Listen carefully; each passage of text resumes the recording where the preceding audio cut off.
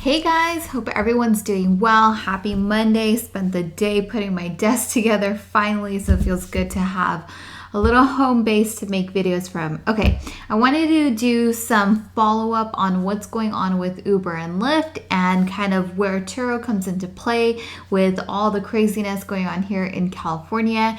And if you are in any other state watching this, you definitely want to pay attention to how things roll out in California, because an important thing to note is that AB5 legislation that is causing so much havoc here in California and so much uncertainty for anyone that drives for Uber and Lyft and Postmates is also pending on a federal level. It is called the PRO Act, which is literally AB5 copied and pasted under a new name called the PRO Act, and that is on the federal level. So even though all of this is going on here in California, and we may all joke around about how California has a horrible climate for business, this could definitely affect us nationwide. So please pay attention. Very important to get out there and vote for these pieces of legislation because it could definitely affect you. So what I wanted to do was share kind of the timeline that's coming up. Today is August 24th, 2020, and the first deadline in the appeals process with the courts here in California is coming up tomorrow. I will post these links down in the description below. So the first deadline is tomorrow by 5 p.m. Uber and Lyft must file written statements agreeing to the timeline and conditions laid out by the court in order for the stay on the injunction to be extended through the appeals process. Otherwise, the stay expires at this time. Now, basically what I get from this statement is Uber and Lyft have to basically say that they're going to comply with the new piece of legislation in order for that injunction to kind of stay in hold while they go through the appeals process. Are they going to do that? I have no idea. We will definitely find out tomorrow. Then the next deadline through the appeals process is September 4th. Uber and Lyft must submit opening briefs by this date along with sworn statements from their CEOs certifying they have a plan to comply with the law if their appeal and ballot measure both fail. Then September 18th, California officials must file their responses. September 25th, Uber and Lyft can submit responses to the state's brief. And then October 13th, oral arguments occur before the court. So basically, this is taking them through the appeals process, and we will see how things go if these companies don't follow through on either one of these steps and kind of what steps the courts take next. Now, what's really important about this and about the November election coming up, especially here in California, for any of you guys that are listening, is Proposition 22. Proposition 22 is the proposition that directly relates to what is going on here and can change the fate of these companies. So it's very important to read about it carefully before you go to the polls, because oftentimes when you go to the polls, you'll notice a really cute little sweet summary that is written to sway you in a certain way. So you want to make sure that you read up on these propositions before you go to vote so that you really know what they're about and what they entail, and then vote based on that, whichever way you lean. It doesn't matter. Just the fact that you are educated in what it's about and voting accordingly is what's most important. Don't go off of those little summaries, because I've noticed that those are always written to kind of sway you in a certain way. So very important. All right, I'm going to just really quickly, briefly tell you guys what this ballot measure is about. So the ballot title is Exempts App-Based Transportation and Delivery Companies from Providing Employee Benefits to Certain Drivers Initiative Statute. So again, you can already tell from the title of the ballot measure that it's definitely written with a certain bias. Here's the ballot summary. Classifies drivers for app-based transportation, rideshare, and delivery companies as independent contractors, not employees, unless company sets driver's hours, requires acceptance of specific ride and delivery request, or restricts working for other companies. Independent contractors, I can't talk today, are not covered by various state employment laws, including minimum wage, overtime, unemployment insurance, and workers' compensation. Instead, independent contractor drivers would be entitled to other compensation, including minimum earnings, healthcare subsidies, and vehicle insurance. So basically what they're saying is, rather than being classified as an employee and having things like unemployment, minimum wage, overtime, what they will give you instead is minimum earnings, healthcare subsidies, and car insurance. Restricts certain local regulation of app-based drivers and criminalizes impersonation of drivers. So basically, this is the ballot that these companies are going to be pushing really, really hard, because it'll decide their fate here in the state of California. This will give them the opportunity to sort of overturn, or actually I should say rather exempt themselves from AB 5, which wants to classify independent contractors as employees. So this will exempt companies like Uber and Lyft from that classification and having to comply to that legislation. So again, I'm going to post a link to the actual ballot. So remember, whenever you read up on things, you want to make sure that the source is very pure and that you're actually getting the real thing. So this is the actual ballot, the actual copy of the ballot. So you're reading the real thing firsthand. It's very easy to read, and there's a summary of it too. So definitely read up on that, because come November, you definitely want to vote for that. Very, very important.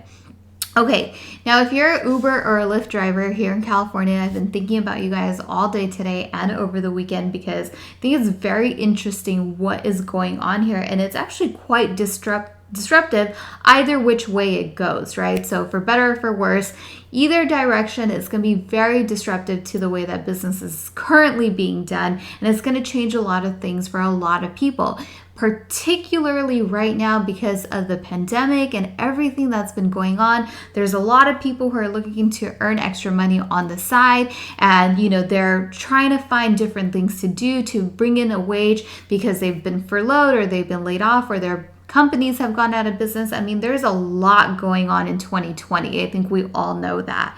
And so one of the things I was thinking about is something that I think about in all things that I do, is what is your exit, right?